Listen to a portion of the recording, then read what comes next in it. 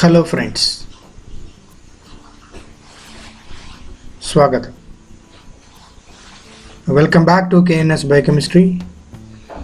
In this video session, I am going to talk about one of the area of proteomics, protein interaction complex analysis by mass spectrometry.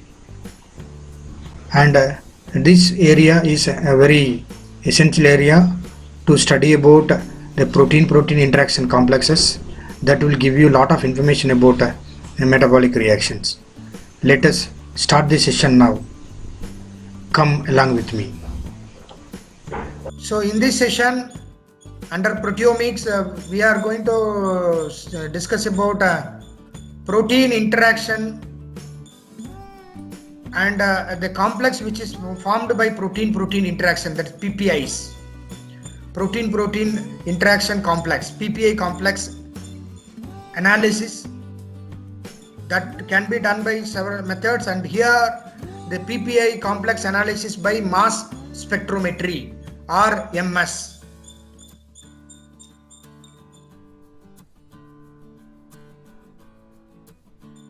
So what is this mass spectrometry? Mass spectrometry, MS, it is used for protein complex analysis. So this MS is considered to be a powerful method for quickly and efficiently identifying protein samples. Proteins usually combine with other components to form the complexes, stable or transient, which are involved in performing biological activities. So mass spectrometry is otherwise called as NMR, nuclear magnetic resonance. So this is used for studying protein samples. It's a powerful method for protein sample studies.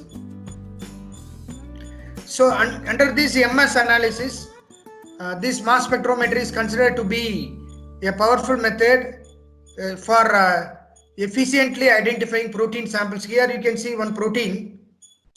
So this is the protein motif structure, bioinformatic motif structure of a protein. Most crucial issues in the analysis of protein complex through MS include specificity of protein complex and contaminants in background protein. So here if you are going to study about this protein structure, you break down this protein into 2 or 3 fragments, this complex, protein complex, and you can study it by MS. If any contamination there on the background, that can be easily identified by MS analysis. So this protein-protein interaction can be fragmented into several fragments, and that can be studied. For the analysis of protein-protein interactions and protein conformations, cross-linking coupled with mass spectrometry, that is CXMS, cross-linking coupled with MS, mass spectrometry, it has become an essential tool in recent years for this protein-protein interaction studies, PPI studies. A variety of cross-linking reagents, already in the previous sessions we have seen cross-linking reagents are used.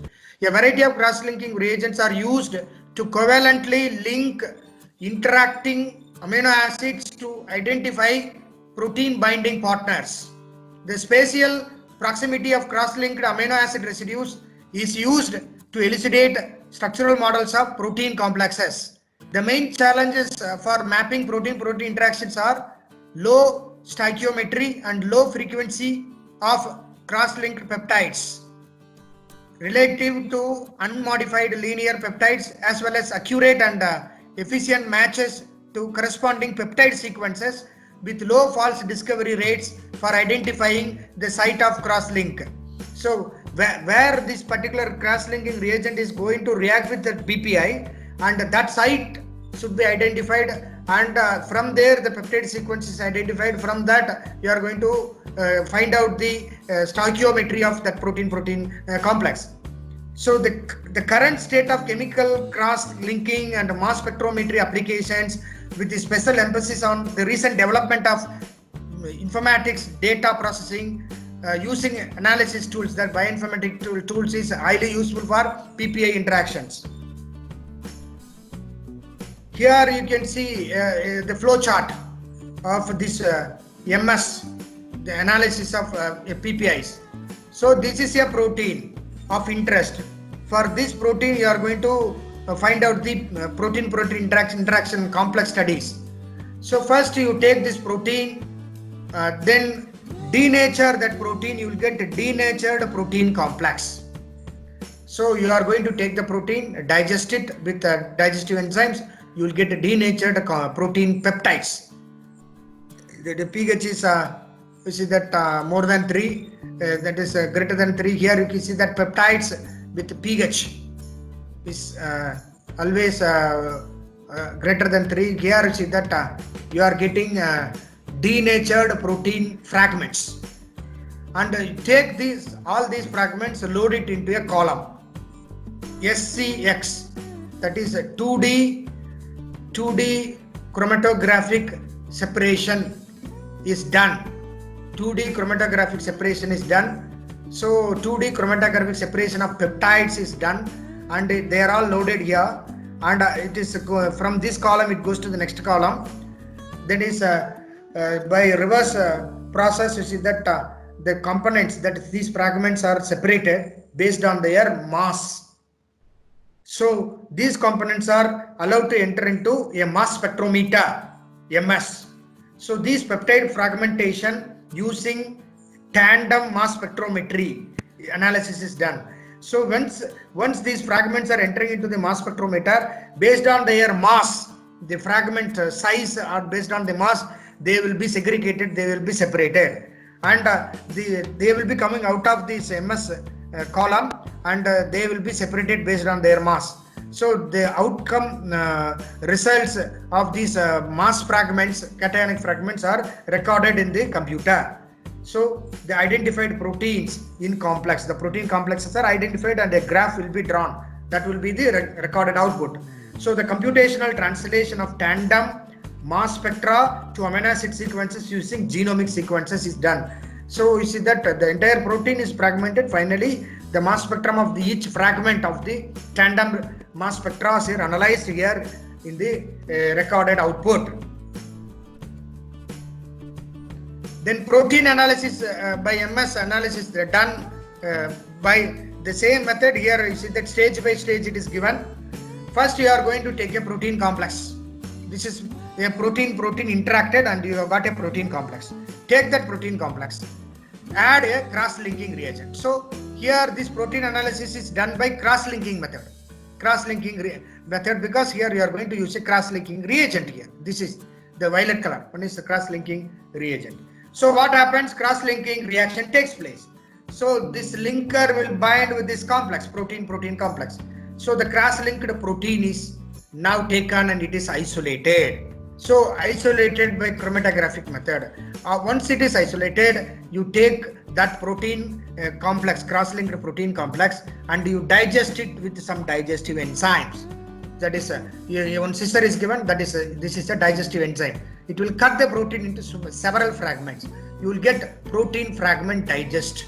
So protein digestion takes place, and you see that protein digest, that is fragments are formed, and they are taken, and you see that cross-linked peptide enrichment. Again, along with this protein fragments, you add more same reagent, same cross-linking reagent, and cross-linked peptide, small peptide enrichment is formed here, and this cross-linked peptide enrichment is allowed to enter into mass spectrometer or NMR, where mass spectrometer analysis take place, MS analysis take place.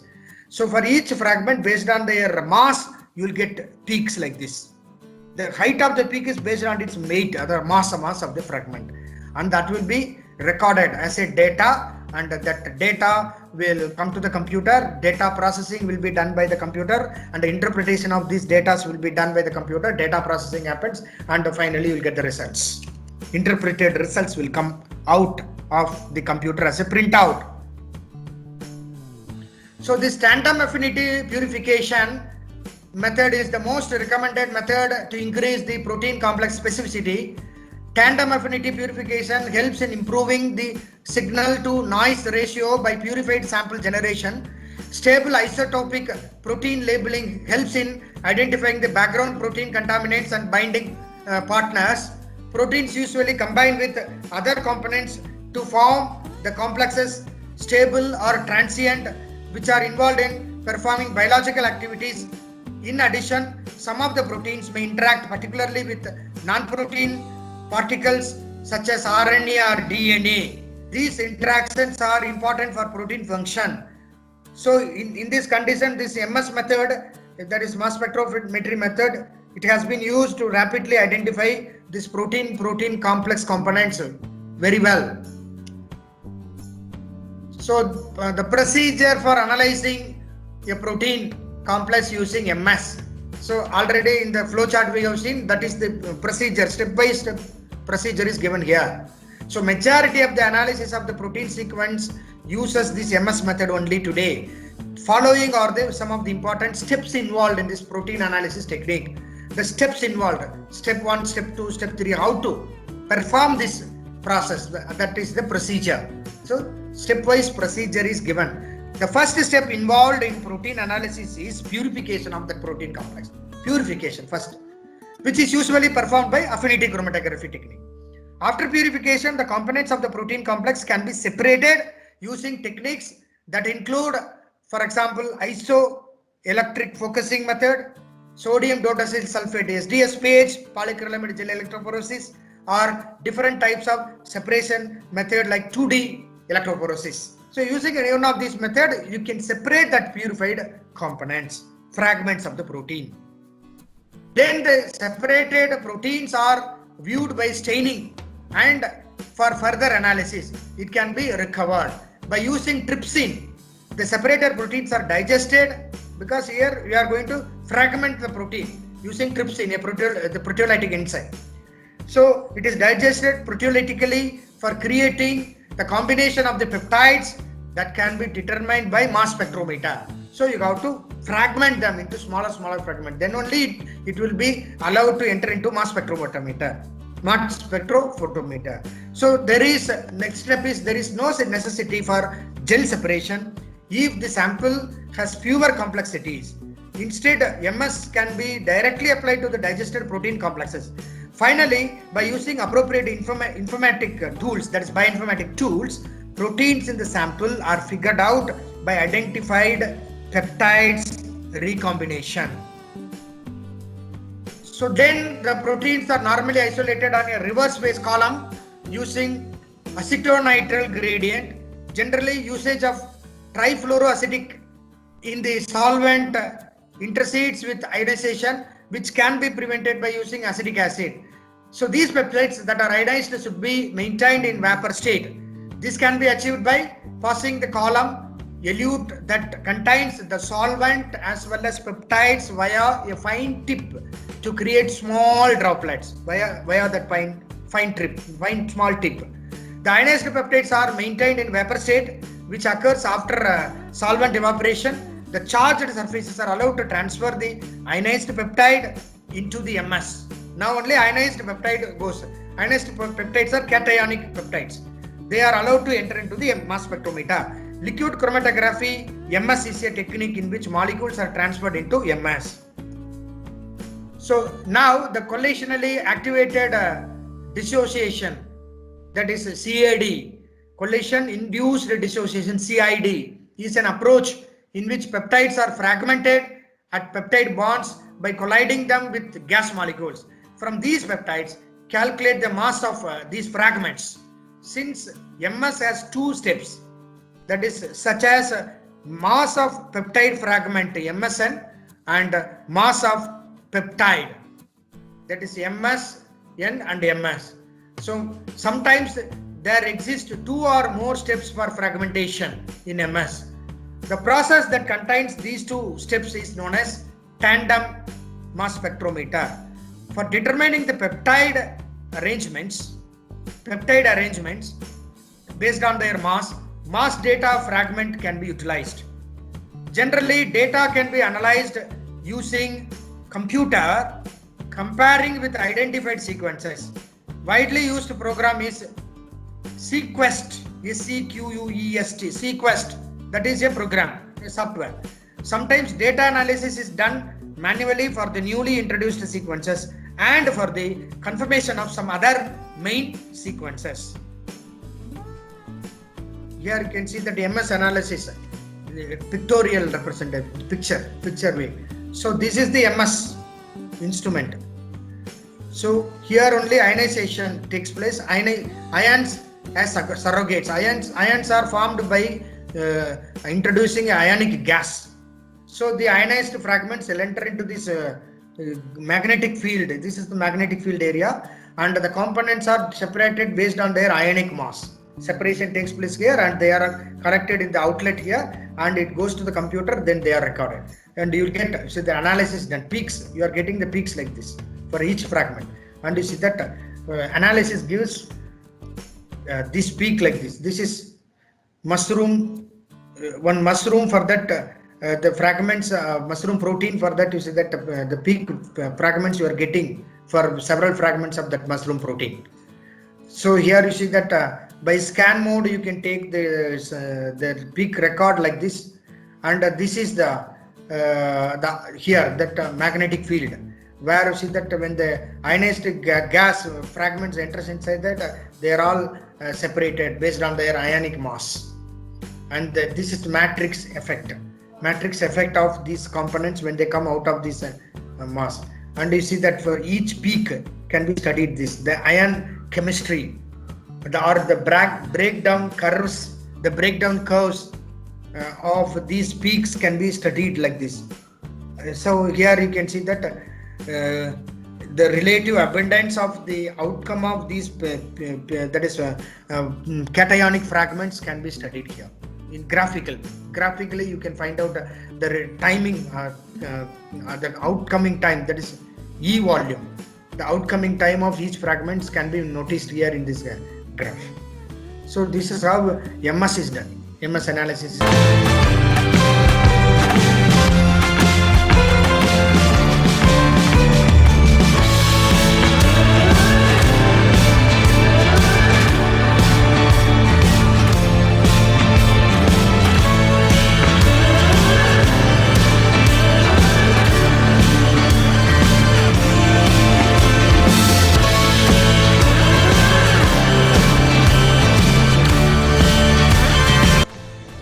Hello viewers, in this session I have explained you about protein-protein interaction complex formation and the analysis of this protein-protein interaction, that is PPI complexes, using a very important technique called MS, that is mass spectrometry.